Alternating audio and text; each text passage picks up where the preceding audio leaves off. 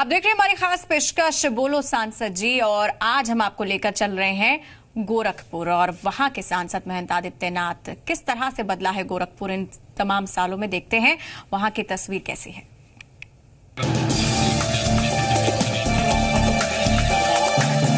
महंत Adityanath Bharatiya Janata party के fire brand नेता और यूपी के गोरखपुर से सांसद हैं। साथ ही फेमस गोरखनाथ मंदिर के महंत भी हैं। 9 विधानसभा सीटों वाला गोरखपुर सियासी नजरिए से बेहद खास है। राप्ती और घाघरा नदी के किनारे बसे इस शहर की बनावट नदियों के बीच कटोरे की तरह है। शहर हो या शहर के बाहर बसे सैकड़ों गांव, सभी की सुरक्षा चारों तरफ बने बांधों पर है, जिनमें ज्यादातर बदहाल है। वहीं गोरखपुर सड़क, बिजली और पानी की बुनियादी सुविधाओं से आज भी जंग लड़ रहा है। विकास का जिम्मा महंत आदित्यनाथ पर भी है। महंत आदित्यनाथ 16वीं विधानसभा के लिए यूपी के गोरखपुर से बीजेपी के सांसद हैं। 5 जून 1972 में जन्मे महंत आदित्यनाथ का असली नाम अजय सिंह है।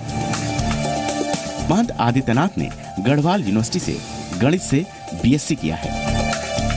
2014 में महंत आदित्यनाथ लगातार 5वीं बार गोरखपुर सीट से बीजेपी के टिकट पर एमपी बने।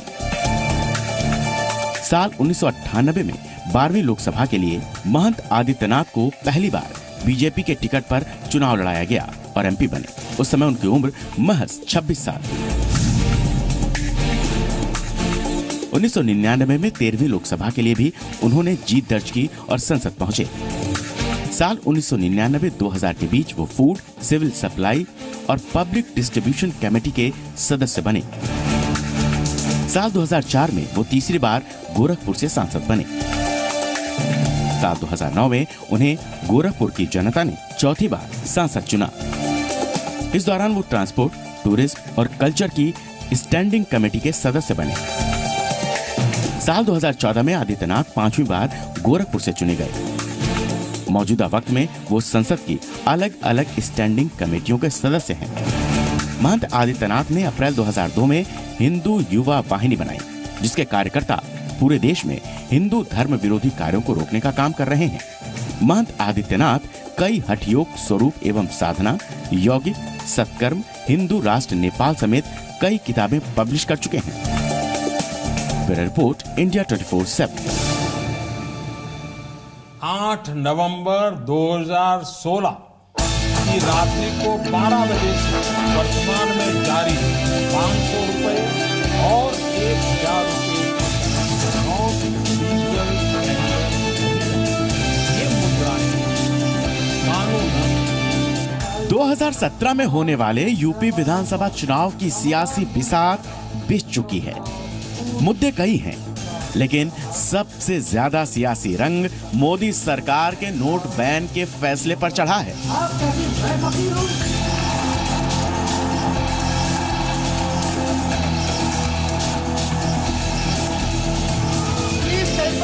आलम यह है कि दिल्ली से लेकर यूपी तक नोटबंदी के फैसले पर सियासी संग्राम हो रहा है।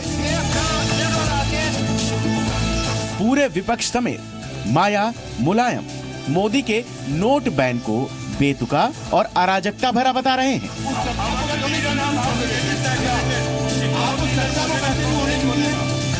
उधर प्रधानमंत्री मोदी से नोटबंदी पर मिले नए गुरु मंत्र के बाद बीजेपी सांसद अपने अपने संसदीय क्षेत्र में नोटबंदी के फायदे जनता को समझा और गिना रहे हैं।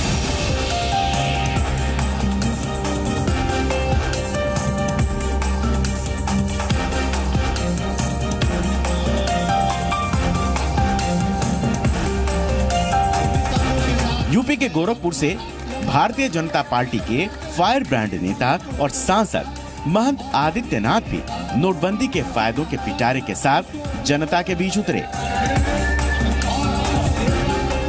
इस भ्रष्टाचार पर अंकुश लगाने के लिए ही और केवल थाना और तहसील ही नहीं, विभिन्न सरकारी, अर्ध सरकारी विभागों में जहां भी भ्रष्टाचार है, उस भ्रष्टाचार पर अंकुश लगाने के लिए ही भारत के माननीय प्रधानमंत्री ने 8 नवंबर की रात्रि को 1000 और 500 के नोटों को चलन से रोकने की कार्रवाई प्रारंभ की। एक व्यवस्था दी और प्रयास किया जा रहा है कि जनता को कोई दिक्कत न हो। इसीलिए कल ही यहाँ की जनता के लिए 2000 करोड़ रुपए रिजर्व बैंक ने गोरखपुर भेजे हैं और प्रत्येक ब्रांच में पैसा आ गया है, जिससे लोगों को आसानी से पैसा मिल सके। अपने तयशुदा प्रोग्राम के तहत महंत आदित्यनाथ पिपराइश विधानसभा के बेला कांचा गांव पहुंचे। नोटबैन के नफे नुकसान जानने के लिए जनता सामने थी। महंत ने मंच से मोर्चा संभाला और नोटबंदी के फायदे गिनाने शुरू किए।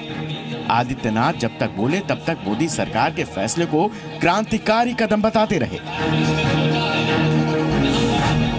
आने वाले समय में यही प्रयास किया जा रहा है कि नगद लेन देन की बजाय हम एक ऐसी व्यवस्था पैदा करें जिसमें पैसा सीधे देना न पड़े, क्योंकि जब नगद लेन देन बंद होगा तो उस पर सबसे बड़ा प्रहार होगा वो भ्रष्टाचार पर।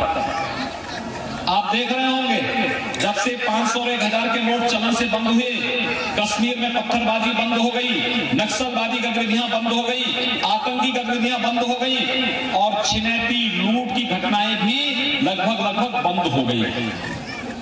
यानी अपराध पर भी नियंत्रण हुआ, आतंकवाद पे भी नियंत्रण हुआ और अलगाववाद और नक्सलवाद पर भी नियंत्रण हुआ और भ्रष्टाचार पर भी काफी हद तक नियंत्रण हुआ है। और जो भ्रष्टाचार बाकी बचा है, उस भ्रष्टाचार को जब नगद लेन देन की परंपरा बंद होगी तो फिर थानाध्यक्ष या थानेदार या कोई दरोगा आपसे पैसा मांगेगा कैसे? जनता के बीच नोटबंदी के फायदे गिनाने के बाद महंत आदित्यनाथ ने इंडिया 24/7 से खास बातचीत की। हम लोग जहां भी जा रहे हैं तो जनता को नोट मुद्रा की विमुद्रीकरण की कार्रवाई से क्या लाभ है और इसके आने वाले समय में कितने अच्छे परिणाम आने वाले हैं, जहां इसके बारे में बताया जा रहा है, वहीं साथ ही साथ अगर भ्रष्टाचार पर और किसी भी प्रकार के अलगाववाद अराजकता पर अंकुश लगाना है तो उस दिशा से कैशलेस इकोनॉमी के बारे में जो प्रधानमंत्री ने उसके फायदे के बारे में बताए हैं, उसके बारे में हम लोग जनता को भी अवगत करा रहे हैं, बता रहे हैं। जब कैशलेस इकोनॉमी को बढ़ावा मिलेगा और पब्लिक उसको स्वीकार कर देगी तो मुझे लगता है कि इस नगद जो भ्रष्टाचार की जो एक दुष्प्रवृत्ति थी, जो समाज में एक कोड़ का रूप धारण कर चुकी थी, जिसने विकास को अवरुद्ध सा कर दिया था, बहुत हद तक उस पर लगाम लगेगा। उधर सांसद जी की चुनावी चौपाल में ऐसे कई लोग मिले जो नोटबंदी पर सांसद महंत आदित्यनाथ की तरह बड़े बड़े फायदों की ताल ठोक रहे थे। जहां कैशलेस से बता रहे थे महाराज जी कि भ्रष्टाचार इसी से खात्मा होगी, क्योंकि भारत में भ्रष्टाचार काफी मात्रा में बढ़ चुका है और यदि पेटीएम का ऑनलाइन का व्यवस्था सब लोग करना शुरू कर देंगे, उसी दिन से भ्रष्टाचार में कमी आ जाएगी। रही बात नोटबंदी पर, कुछ समस्याएं जरूर आई हैं और यह धीरे धीरे उम्मीद है कि ठीक होती जा रही है। योगी आदित्यनाथ जी भी आए थे, वो भी बताया, हम उससे बहुत ही सहमत है, बहुत अच्छे हैं कि पीएम मोदी ने जो कहा।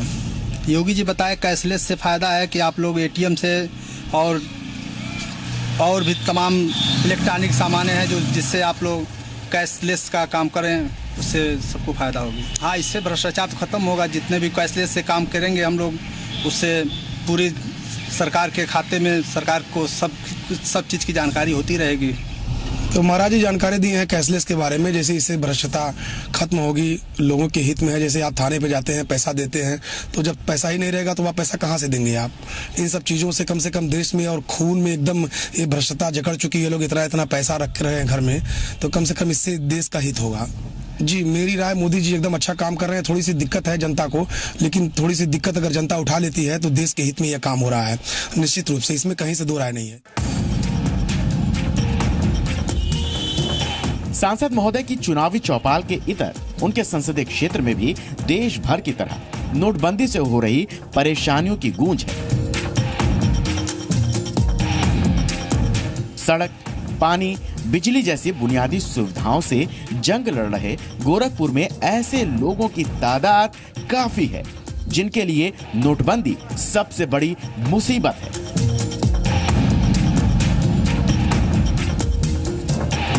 परेशान लोगों के इस वर्ग में आम लोग हैं, मजदूर हैं, किसान हैं, घर गृहस्थी वाले लोग हैं। कई तो ऐसे हैं जिनके चूल्हे नोटबंदी ने ठंडा कर दिए। माननीय प्रधानमंत्री जी ने कहा था कि हम बैंक से 50 दिन में समस्याओं का निस्तारण करा देंगे, परंतु आज भी अभी बैंकों पे लाइनें लगी हैं। जैसे तब थी वैसे अब हैं, कहीं समस्या खत्म होने का नाम नहीं ले रही है। मैं आपके चैनल के माध्यम से माननीय प्रधानमंत्री जी से अनुरोध करूंगा कि ये जनहित की समस्या है, तमाम गरीब मजदूरों की समस्या है, आम जनमानस की समस्या है। इस पे तेजी से काम हो जिससे आम जनमानस की समस्याएं दूर हों, क्योंकि आप हमारे प्रधानमंत्री हैं और हमारे प्रधानमंत्री होने के कारण मेरी समस्याओं का निदान करना भी आपका अधिकार है। तो हकीकत ये है, क्या बताएंगे वो, क्या बताएंगे आके? कहीं आपको फायदा दिखा? कहीं नहीं दिखा। ये बोला कि अमीर आदमी या जो भी काला धन रखा है उसको नुकसान होगा, लेकिन आप जाके देखिए गांवों में, शहरों में, हर जगह जो गरीब हैं ये तो खुश कर दिया गया कि आपको फायदा होगा, फायदा होगा। कहाँ फायदा हुआ भाई? काम एक दिन 2 दिन का अपना रोजगार छोड़ के वो आके एटीएम पे 2000 रुपए निकालने के लिए आ रहे हैं। अब ये कहाँ फायदा हुआ? किस मुंह से आएंगे वो हमको बताने के लिए कि आपका फायदा हुआ है? कहीं फायदा नहीं हुआ है नोटबंदी से, जबकि हर गरीब का, हर एक आदमी का अपना निजी व्यक्तिगत नुकसान हुआ है। गांव में आदमी सब खाने पीने में मर रहे हैं, परेशान हो रहे हैं। लोग रोजगार छोड़ के परेशान हो रहे हैं, यहाँ वहाँ घूम रहे हैं। उनके सांसद विधायक जो भी हैं लोगों की परेशानियां झेला रहे हैं। दिन प्रतिदिन एकदम वो गरीबी बढ़ती जा रही है। जो अमीर है, जो गरीब है वही स्थिति। हकीकत की तस्वीर इसलिए भी कड़वी है क्योंकि न इलाके में ज्यादातर लोग कैशलेस स्कीम के बारे में जानते हैं और न ही उन तक इसकी सही जानकारी अब तक उपलब्ध कराई जा सकी है। महंत आदित्यनाथ के इलाके के लोगों का एक दर्द और भी है कि जिसे पेटीएम का तक नहीं पता, वो कैशलेस की नई तकनीक को आखिर कैसे पार कर पाएगा। कोई भी जनप्रतिनिधि अभी तक गांव में उतर के लोगों को ये नहीं बता रहा है कि कैसे यूज करें। अभी शहर के भी लोग, हमको लगता है कि लगभग 30 से 40% ऐसे लोग हैं जो वो यूज नहीं कर पाते हैं, सीधा इंटरनेट बैंकिंग से नहीं जुड़े हुए हैं। तो इस दौर में हमें नहीं लगता कि इस तरीके से केवल भाषणबाजी से काम चलेगा। निश्चय रूप से आना चाहिए और कोई दिख नहीं रहा कहीं भी। कभी सांसद जी को मैंने नहीं देखा पैदल घूमते, लेकिन सभाएं लग रही होंगी, सभाओं में कह रहे होंगे, क्योंकि बीजेपी का ये अपना आंतरिक मैटर है। लेकिन जो इस प्रकार से नोटबंदी किया गया है, नोटबंदी और कैशलेस, पेटीएम का यूज कौन करेगा? आप बताइए, रिक्शा चालक कर सकता है पेटीएम का यूज? क्या मजदूर जो दिन भर मजदूरी करता है, 300 रुपये दिहाड़ी पाता है, जिसके बैंक खातों में अकाउंट नहीं है, वो पेटीएम का यूज कर सकता है? जो सिटी मॉल और बड़े बड़े मेगा शॉप में मार्केट करते हैं वो केवल पेटीएम का यूज कर सकते हैं। गरीब आम जनता, लेबर, किसान नहीं कर सकता पेटीएम का यूज। केंद्र सरकार को इस पर सोचना चाहिए।